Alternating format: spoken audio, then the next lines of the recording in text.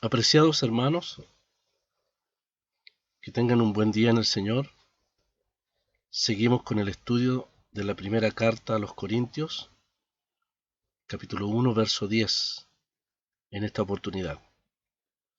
El apóstol Pablo dice: Os ruego pues, hermanos, por el nombre de nuestro Señor Jesucristo, que habléis todos una misma cosa, y que no haya entre vosotros divisiones, sino que estéis perfectamente unidos, en una misma mente y en un mismo parecer. Podemos decir que en la primera parte de este capítulo 1 que estamos considerando, desde los versos 1 al 3, la palabra clave para describir a los cristianos es santos, tal como nos dice el verso 2. En la segunda parte, desde el verso 4 al verso 9, la palabra clave es enriquecidos. Y en la tercera parte, que comienza con este verso 10, la palabra clave es unidos. Santos, enriquecidos, unidos. Son las características básicas de una asamblea compuesta por aquellos que, como hemos estudiado en el capítulo 1, verso 1, constituyen la iglesia de Dios, llamados a ser santos. El apóstol Pablo dice en este texto, al comenzar: Os ruego, pues, hermanos.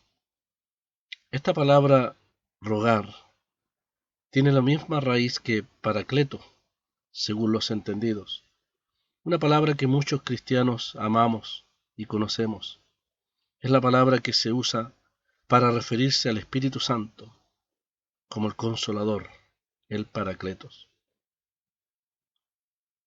Esto nos muestra la actitud con la cual Pablo exhorta a sus hermanos. Está, por así decirlo, allegándose o llegándose al lado de ellos para mostrarles el error de su camino, para luego indicarles el camino debido. Ese es el actuar del Espíritu Santo, cuando se trata de consolar o exhortar. Pablo dice hermanos. Además de rogar, les llama hermanos, porque reconoce el hecho de que son hermanos. Por ser de la misma familia, es otra razón por la cual no debe haber divisiones y contiendas entre el pueblo de Dios. La primera vez en la Biblia que se usa la palabra hermanos es cuando Abraham argumenta con Lot que no debe haber contiendas entre él y su persona. Ahí en Génesis 13:8 dice: Entonces Abraham dijo a Lot: No haya ahora altercado entre nosotros dos, entre mis pastores y los tuyos, porque somos hermanos. Esta es parte de la comunión a la que hemos sido llamados, el reconocernos como hermanos. Así nos dice el apóstol: Así que ya no sois extranjeros ni advenedizos, sino conciudadanos de los santos y miembros de la familia de Dios. Pablo entonces luego dice: Os ruego, hermanos, por el nombre de nuestro Señor Jesucristo. En los versículos 1 al 9 de este capítulo, 9 veces se menciona al Señor Jesucristo. Se hace énfasis en su señorío, y esto sirve como la base para la exhortación del apóstol a la unidad de los creyentes. Sabemos que en la cultura judía el nombre representaba el carácter y la autoridad de la persona. En este punto, estimados hermanos, la traducción en inglés de Phillips creemos que captó la esencia de esta expresión, de esta exhortación del apóstol. Podemos traducirlo así: Os ruego, hermanos, por todo lo que nuestro Señor Jesucristo significa para ustedes. Por todo lo que nuestro Señor Jesucristo significa para ustedes. Los corintios exaltaban los nombres de los hombres. Ello solo podía conducir a divisiones. pero Pablo exaltará el nombre del Señor Jesús, sabiendo que sólo de esta manera se producirá la unidad entre el pueblo de Dios. Pablo no apela al peso de su autoridad apostólica, sino al peso del gran nombre y persona del Señor. Luego dice, que habléis todos una misma cosa. Pareciera ser que el origen del problema entre los corintios es lo que ellos hablaban o enseñaban. Probablemente haga referencia a que los corintios tuvieron varios maestros que enseñaban diferentes cosas sobre las cuestiones que Pablo trata en esta carta. Pablo entonces exhorta a la unidad doctrinal, dejando a un lado las opiniones personales o insistencia en puntos de vista personales en cuanto a prácticas y pensamientos propios en la obra de Dios. Para hablar una misma cosa, el tema siempre debe ser Jesucristo, su persona y su obra. Si el ministerio y el servicio es cristocéntrico, como decimos, siempre hablaremos una misma cosa. Solamente las ideas humanas pueden traer diferencias de opinión y no debemos insistir en ellas. No hay otro tema más sublime cual Cristo en su amor por mí. Cantamos muchas veces con los niños, con todo nuestro corazón. Pablo dice luego que no haya entre vosotros divisiones. Este es el problema que se está tratando y que no cuadra con nuestro llamado a la comunión con Jesucristo, tal como nos insiste el verso 9.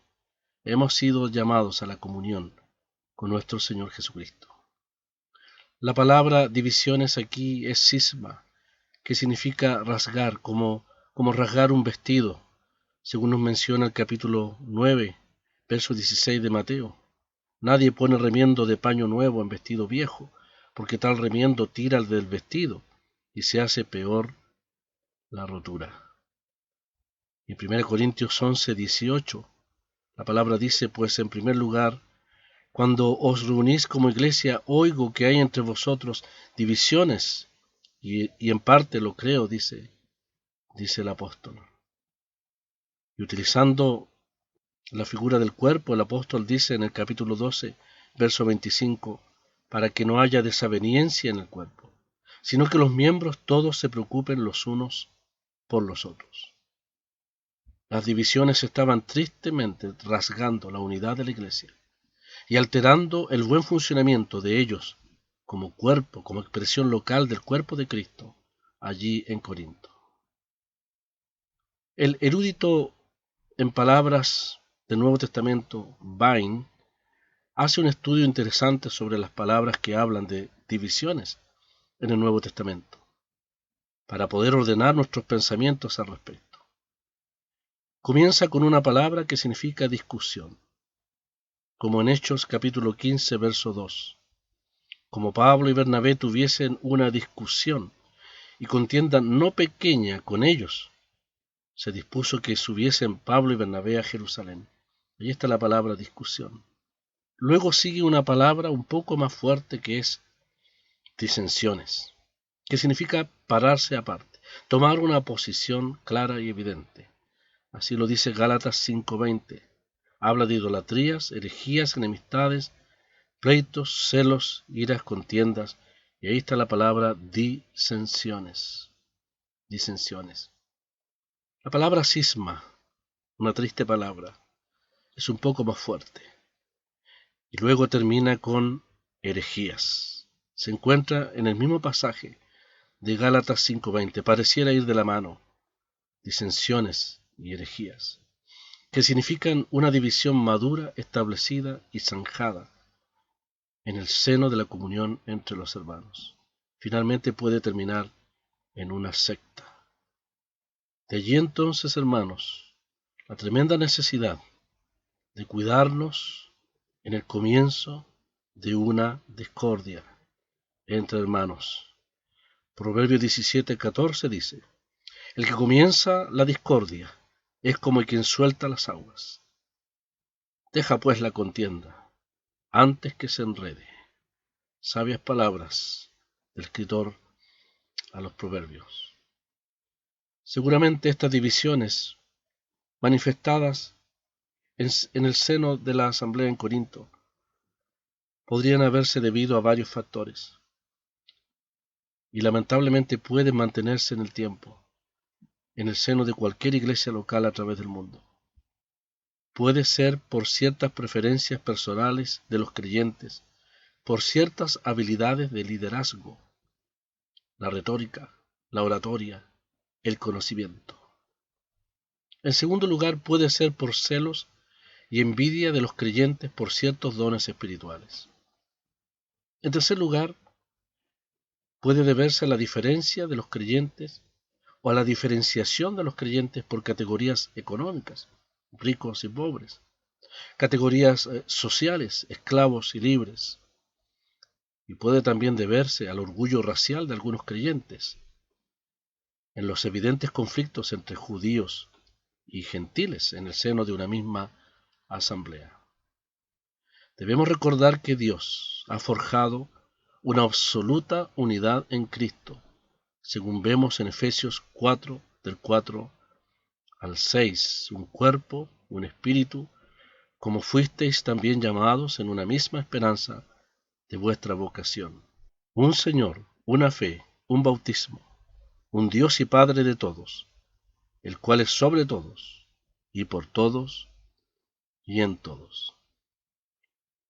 Pero debemos recordar también que la demostración práctica de esta unidad lamentablemente ha sido estropeada desde los días de Corinto en adelante. Los santos no son llamados a forjar esa unidad, sino a mantenerla, ya que es obra de Dios. A mantenerla en el vínculo de la paz, nos reitera el apóstol Pablo, solícitos en guardar la unidad del Espíritu en el vínculo de la paz. Una manera de mantener esa unidad es la valiosa exhortación del apóstol en Filipenses capítulo 2, verso 2. Completad mi gozo sintiendo lo mismo, teniendo el mismo amor, unánimes sintiendo una misma cosa. Esta unidad es seguida por una exhortación a expresar el sentir de Cristo en una relación de servicio y sacrificio los unos por los otros, recordándonos el apóstol aquellas memorables palabras: haya pues en vosotros este sentir que hubo también en Cristo Jesús. Luego Pablo dice que estéis perfectamente unidos. Esta expresión se encuentra allí en Marcos capítulo 1, 19, descrita como remendando redes. Y en Gálatas capítulo 6, verso 1, se describe como restauración, remendar redes, restaurar una red rota. En 1 Tesalonicenses 3:10, Pablo habla de restaurar un hueso dislocado, cuando dice completar lo que falta. Se refiere a la restauración, a colocar en su lugar un hueso dislocado. Como en el caso del cuerpo, que tiene una variedad de funciones, pero siempre está unido, así en este pasaje se habla de restablecer este tipo de unión dislocada. Se refiere a una manera delicada, uniendo hilo con hilo y una pieza sobre otra en una red rota. Para eso debe haber disposición de todas las partes, de ambas partes que puedan estar en discordia. El primer hilo es un saludo, el cual debe ser correspondido si hay buena disposición y sinceridad. Y a partir de allí, hilo tras hilo, se puede ir reparando la trama rota, y el hueso que está desencajado vuelve a ocupar su lugar. En otras palabras, la comunión rota entre hermanos es restaurada felizmente con la ayuda del Señor, por amor y obediencia a su nombre.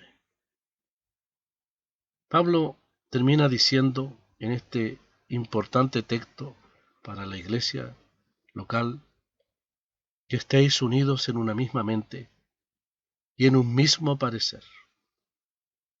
al ser dirigidos por el Espíritu, tendrían una misma mente o un mismo sentir, el sentir de Cristo descrito por Pablo ahí en Filipenses 2:5. Porque ciertamente el Espíritu, obrando libremente, nos lleva a la mentalidad de Cristo. Y al ser dirigidos por Cristo, la cabeza del cuerpo y su palabra, los hermanos tendrían el mismo parecer, porque cada miembro realizaría su función y ocuparía su lugar, y todos los miembros trabajarían para un mismo propósito, que es el beneficio del cuerpo, la iglesia local, y lo harían, por supuesto, para la gloria del Señor. Esta unidad no se refiere a un uniformismo, como un ejército donde todos marchan y se visten iguales. No una unidad forzada y mantenida por la autoridad humana, basada en conceptos personales, sino en una unidad como la del cuerpo, donde todos cumplen la función que les ha sido asignada por la cabeza que está en el cielo, y ante la cual todos son responsables. Así no habría división entre los que se dicen de Pablo, de Apolos o de Cefas, sino que estarían perfectamente unidos, como dice el apóstol Pablo, en una misma mente, por qué no decirlo la mentalidad de Cristo, y en un mismo parecer, en una misma convicción en cuanto a lo que se debe hacer para el beneficio de la iglesia local. Cualquier cabeza de partido en el seno de la iglesia se opone a la única cabeza de la iglesia, que es Cristo. Así nos dice el apóstol en su carta a los Efesios. Él dice que Dios sometió todas las cosas bajo los pies del Señor y lo dio por cabeza sobre todas las cosas a la iglesia, la cual es su cuerpo, la plenitud de aquel que todo lo llena en todo. En la iglesia local no se debe hacer como en jueces, donde cada uno hacía lo que bien le parecía. Cada uno tenía su propio juicio, su propio parecer en el tiempo de los jueces, sino que en la iglesia local se hace según el parecer de la cabeza, que es Cristo. Su parecer está consignado claramente en su palabra. Una misma mente, entonces, hermanos, sería la mentalidad o el sentir de Cristo en nosotros, el sentir de humildad, el sentir de sacrificio los unos por los otros. Y un mismo parecer, o juicio, o entendimiento, o convicción, sería el control de Cristo y su palabra sobre nuestras vidas. De un mismo sentir y una misma convicción nace la necesaria y hermosa armonía entre los creyentes. Que el Señor les ayude, nos ayude a todos nosotros en este importante tema de la unidad del pueblo de Dios, y les bendiga ampliamente en este día.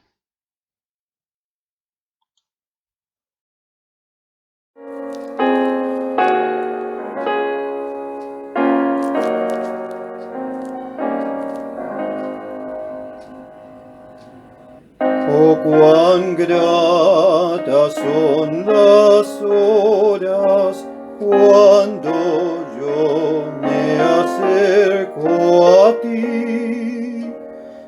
Desde el cielo tú moras, Padre, escúchame a mí. Aun a mí, el más indigno de tu celestial redil, ilumíname benigno y hazme siervo tuyo fiel. Yo me gozo en tus bondades y quisiera comprender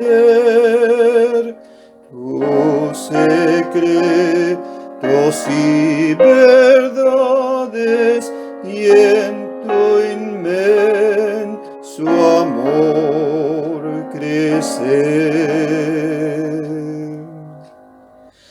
al entrar en la presencia del divino Redentor, gozaré de la herencia que me es dada por su amor. Y al final en tus mansiones sin cesar te miraré, y del cielo desplegaré